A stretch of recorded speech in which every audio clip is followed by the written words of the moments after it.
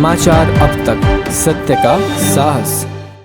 आगामी निवडणुकीच्या लोकसभा पार्श्वभूमीवर भाजपा, शिवसेना, राष्ट्रवादी यांच्यासह एकूण 14 घटक पक्ष पंतप्रधान नरेंद्र मोदीच्या नेतृत्वाखाली विजयाचे लक्ष्य साकार करण्याकरिता महायुती जिल्हास्तरीय कार्यकर्ता मेळावा वसंतराव देशपांडे सभागृह येथे संपन्न झाला।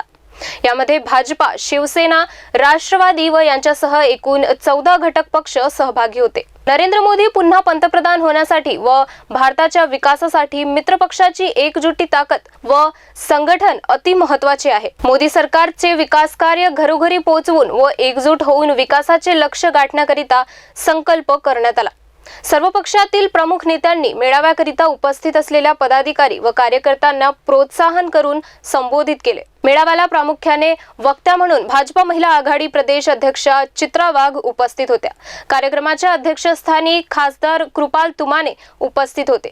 तसेच राष्ट्रवादी काँग्रेसचे माजी आमदार राजेंद्रजी जैन, पीपल्स रिपब्लिकन पार्टीचे कार्याध्यक्ष जयदीप कवाडे, भाजपाकडून विदर्भ विभागीय संघटन मंत्री उपेंद्र कोठेकर, मेळाव्याचे संयोजक आमदार प्रवीण दटके, आमदार कृष्णा खोपडे, आमदार विकास कुंभारे, आमदार मोहन मते, आमदार आशिष जयस्वाल, आमदार टेकचंद सावरकर, माजी खासदार विकास महात्मे सह अनेक गणमान्य नेते उपस्थित होते। समाचार अब तक ब्युरो रिपोर्ट, नागपूर।